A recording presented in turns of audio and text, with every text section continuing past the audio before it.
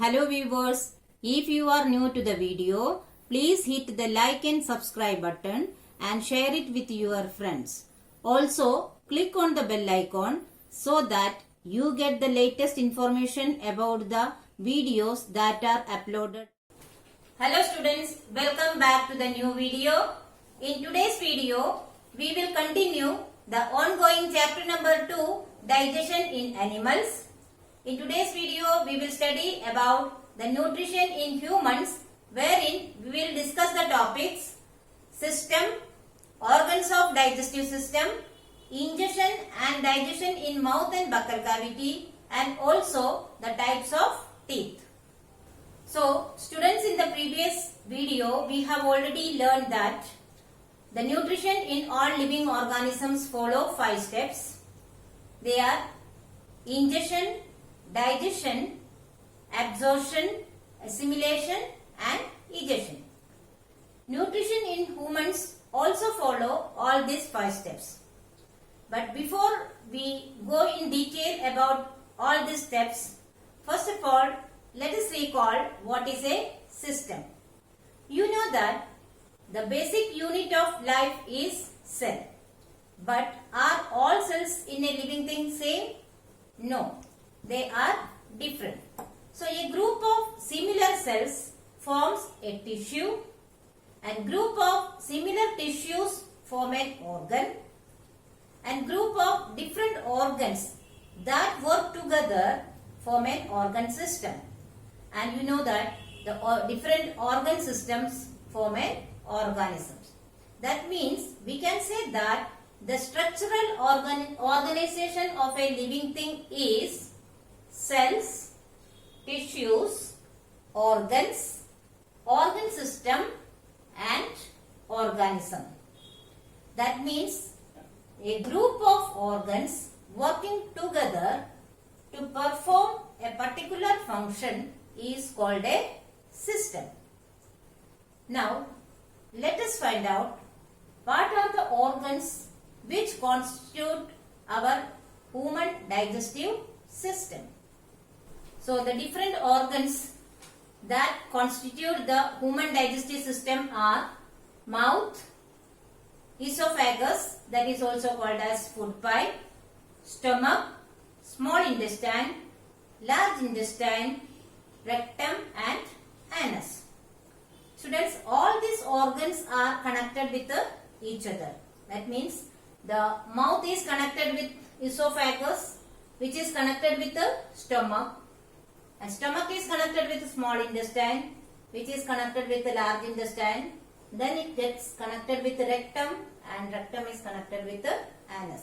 That means all these organs form a continuous tubular structure that is known as alimentary canal or digestive tract.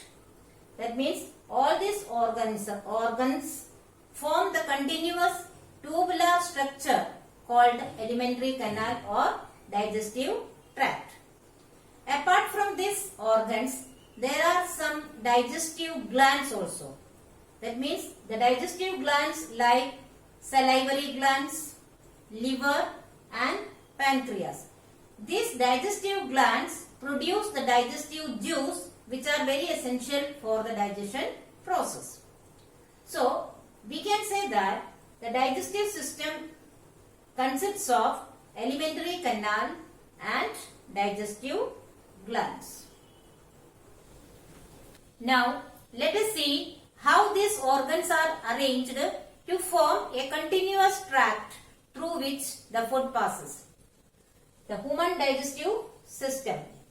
Mouth contains teeth, tongue and salivary glands.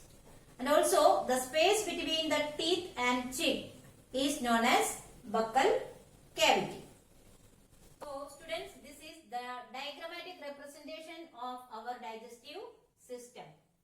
The first part of the digestive system is mouth, which consists of teeth, tongue and salivary glands.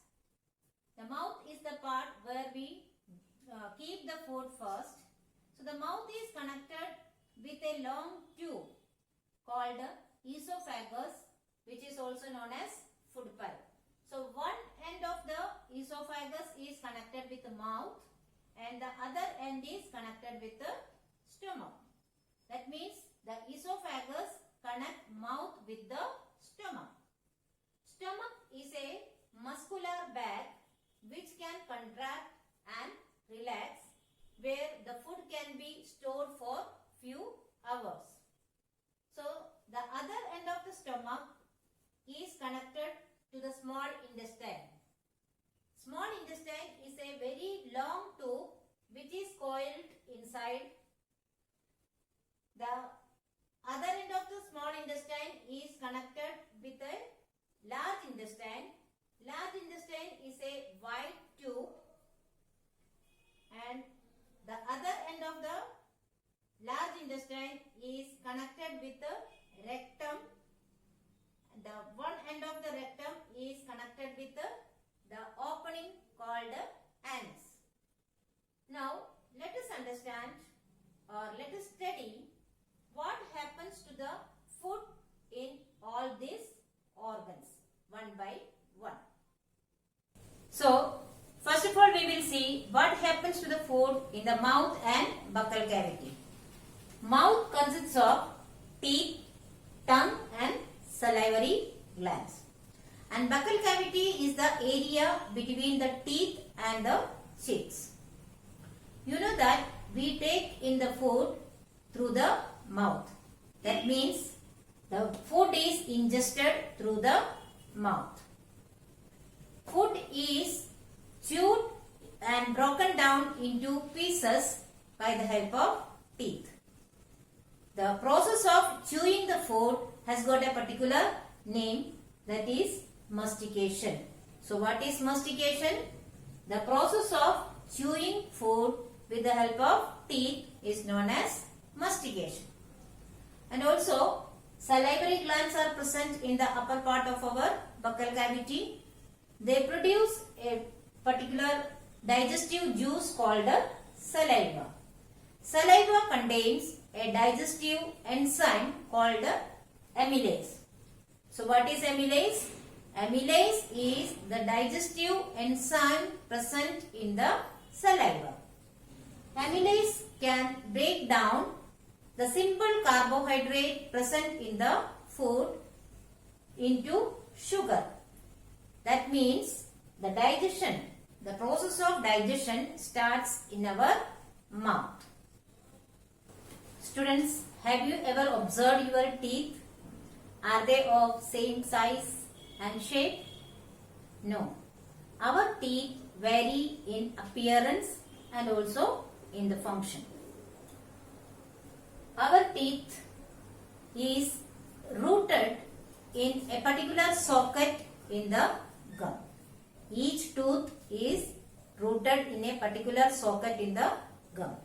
So from outside, that is the visible part of a tooth is known as crown. And the root of the teeth is inside the gum. That means the root of a tooth fixes that inside the gum. And you must have seen a white part that is visible to us.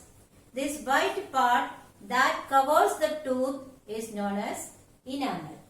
That is, the white part of the tooth is called as enamel, and its function is to cover and protect the inner part of the tooth.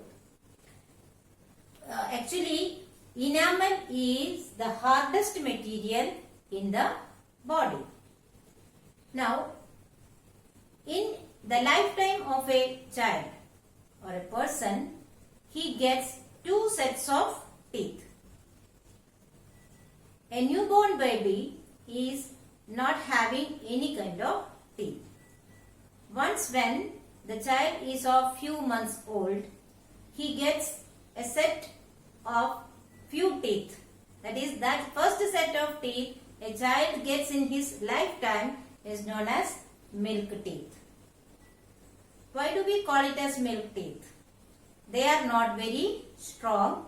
And you know that a child takes only milk as its main food. So, the milk teeth are not very strong. After few months That means when the child is of around 6 months, the baby start getting the teeth. And once when the child is around 3 year old, he can have a set of 20 teeth, that is known as milk teeth. But do the milk teeth remain forever? No.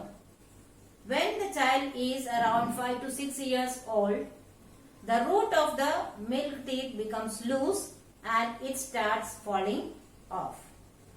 And into that place, another teeth which is very strong and last for the lifetime arises. That strong set of teeth that comes in the place of milk teeth is known as permanent teeth.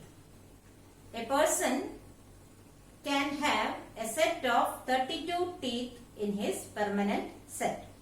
The permanent set of teeth lasts for his lifetime if it is taken care. Now let us study which are the different types of teeth. Humans are omnivores. They have 4 types of teeth. They are incisors, canines, premolars and molars. First we will see what are incisors and what is their function. Incisors are the chisel shaped sharp teeth. They are found on the front side of our mouth.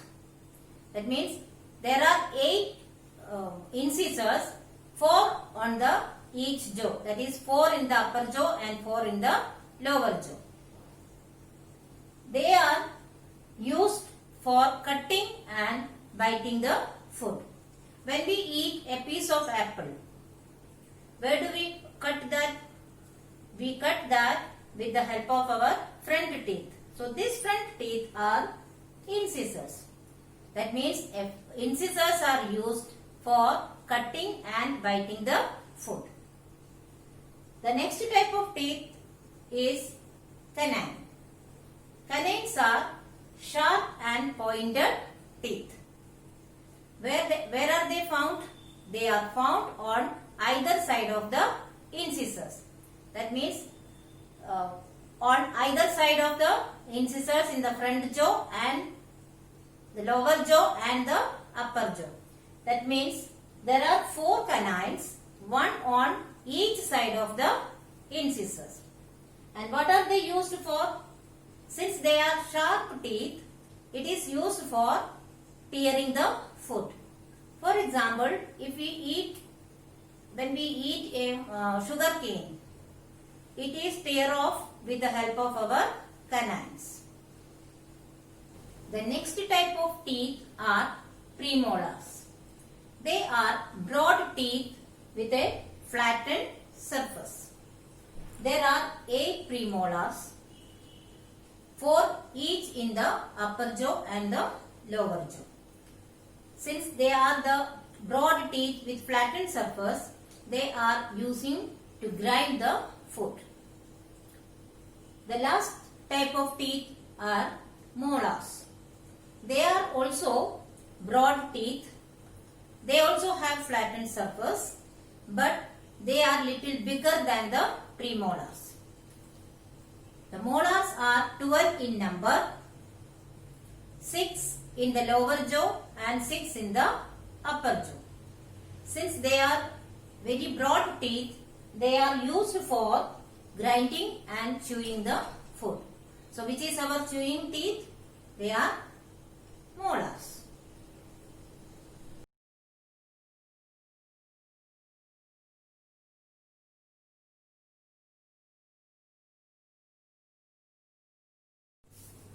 The next organ in our mouth is tongue. Tongue is a fleshy muscular organ which is fixed at the back side of the buccal cavity and it is free at the front side. The front side of the tongue we can move in all directions. And what are this tongue used for? Tongue helps us to talk and also it helps to swallow the food. There are certain areas in the tongue which help us to identify the different taste. They are known as taste buds. That means taste buds helps to taste the food. So, students, did you understand what happens to the food in the mouth? First of all, the food is taken into the mouth. The food is broken down into pieces by the teeth. So, the broken food is mixed with the saliva, which is secreted by the salivary glands. For mixing the food and saliva, the tongue is useful. When the food is mixed with the saliva, it becomes slimy and slippery in nature, and this broken food and slimy food is pushed into the food pipe by the help of tongue. Now, when the food is mixed with the saliva starts the digestion of starch. We have already seen that the amylase present in the saliva breaks down the starch into sugar, and sugar is sweet in taste. That is the reason if we keep a piece of bread in our mouth for a few minutes, it tastes sweet. So students, in the next video, we will study what is the effect of saliva on starch with the help of an activity.